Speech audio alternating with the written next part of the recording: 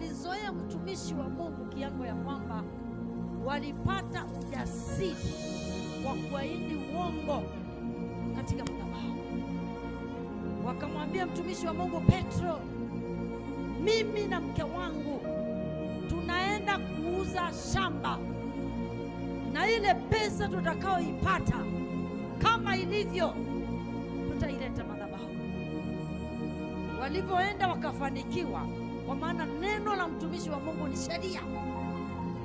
Neno la Mungu linapotoka kinywani mwa mtumishi halipingwi wala kuzuiliwa. Alipotamka Petro, Anania na Safira wakaenda wakauza.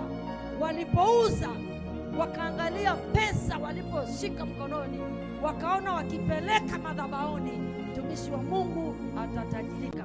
Wakakubaliana wapunguze, wakakubaliana wakagawa.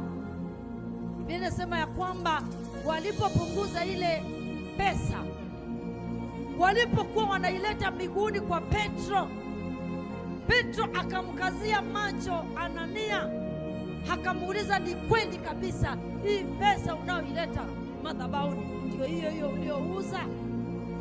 Anania akakosa ujasiri wa kuongea, yale maneno yakamchoma ndani ya moyo, akaanguka akafa. Baada ya masaa machache, naye Safira akaingia.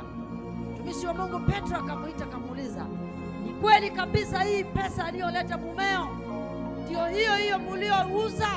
Akasema, ndio mtumishi wa Bwana, kama alivyoleta mume wangu hivyo hivyo.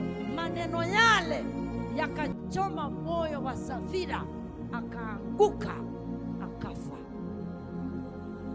Mke na mume wakazikwa kwa sababu ya kuzoea futa, kwa sababu ya kuzoea mtumishi wa Mungu.